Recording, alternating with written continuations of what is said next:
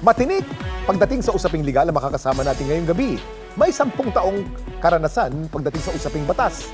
Attorney Ann Jaisel Sacramento. Attorney, good evening po, Attorney. Good evening, Attorney. Para po kayong sparkle artist. Ang ganda-ganda niyo. Attorney, eto, naku, mainit na usapan ngayon yung pagpapatato ng isang lalaki sa kanyang noo. Ginawa niya yan sa pag-aakalang may kapalit itong 100,000 pesos na nakasaad naman sa post ng establishmento. Yung pala, bahagi ito ng April Fool's post ng tindahan. Umani naman ang mga batikos sa nasabing post. Nakipag-ugnayan ang may-ari sa lalaking kumasa sa challenge. Attorney, paano mo masasabi na naging labis o sobrang isang prank? May batas ba tayo tungkol dito? Basta kapag nasaktan na yung tao, nagkaroon ng damage or injury doon sa tao, labag na yun sa batas.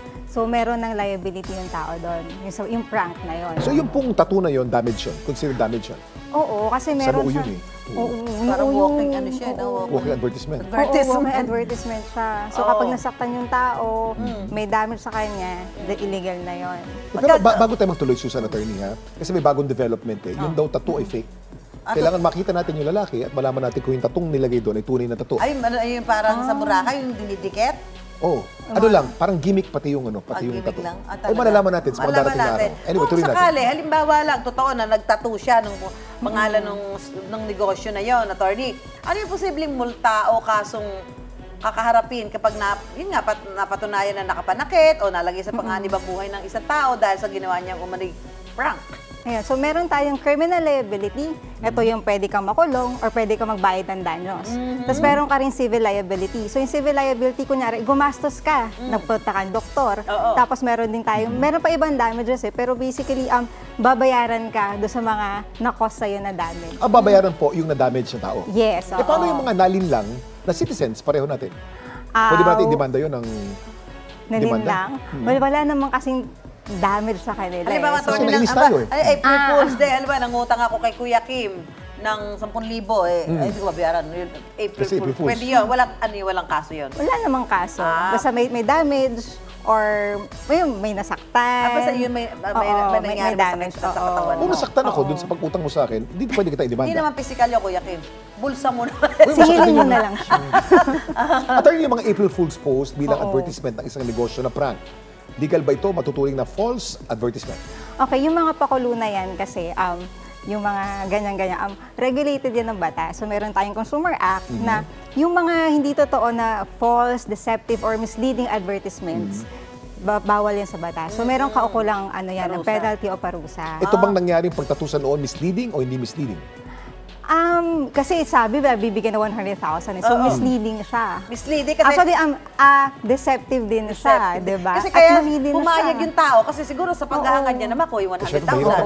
Pag fake po, yung tattoo sa noo at nakitang kasabwat, yung nagpatato, yung ba'y may kaso?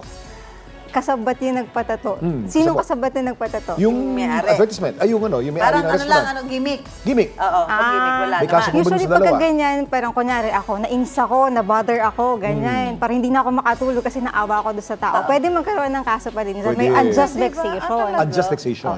Pwede pala yun, kahit hindi ka talaga involved. Attorney, ang iba ay gumagawa ng bomb joke sa mga pampublikong lugar. Yung iba naman, kidnapping prank. Katulad na isang na-feature na dapat alam mo kung saan dalawang vlogger ang gumawa ng isang kidnapping prank. Pero sa prank nila, may responding police. Kapag may nadamay na alagad ng batas at gumawa ng ingay at takot sa isang lugar, may nilalabag na batas to, Attorney? Meron. Number 1, yung bomb joke. Meron tayong specific na batas na nagsasabi na bawal magawa ng bomb joke. Lalo na sa airport. Lalo na sa airport, di ba? Tapos yung isa naman, alarms and scandal, papasok siya doon. Para nag-cause ka ng gulo eh. Kahit na walang kidnapping, nag-cause ka ng gulo. Baka mamaya meron pa dyang atakihin sa puso or ganyan. For the views. Yung mga content, pwede bang content yan? Oo. Pag ginagawa ko, wala ba nalalabag doon? Pwedeng content, pero bad content. Pero yung tama si Kuya Kim, bad content siya. siya. Hindi pwede dibanda? Pwede siguro yun. Unjust vexation din. Oo, unjust vexation. Alarms and scandal.